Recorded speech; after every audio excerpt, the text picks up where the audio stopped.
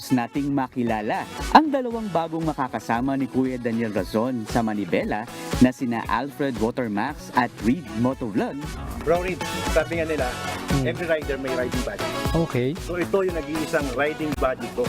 Ha? Nag-iisa? Oo, nag-iisa to bro. Isa sa ginagamit? 1300. Okay. Linawin mo. Isang 1300. Okay. panoorin naman natin ang kanilang owner's review ng pinakaunang labas na 2024 BMW GS 1300 sa Pilipinas. Oh! Oy, di ba? Yung naririnig ako bro, parang gumagalaw yung suspension ha? Yun. Parang ina-assist ka niya para ma-center stand mo, ano? Kaya sa tinatawag na center stand assist. Okay, so isa yan sa dinagdag nila sa bagong model ng 1300. Kahit na hindi mo na kailangan magpalakas ng binte para lang ma-center stand mo yung giganting motor na to. Napaka-friendly naman pala sa mga beginner riders to. At napaka-high-tech. At isa pa sa nadagdag dito bro, itong windshield niya oh. Uy, automatic na bro. Automatic yan.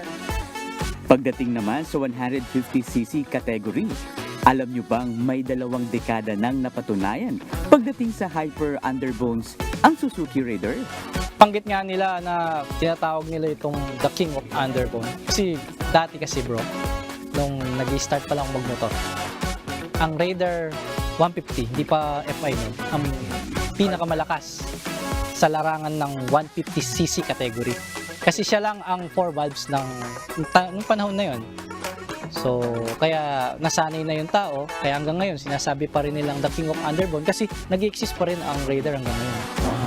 Mapapanood din ang pagbabahagi ni Alfred Watermax ng mga kaibahan ng 2024 BMW GS 1300 sa Manibela Test Ride.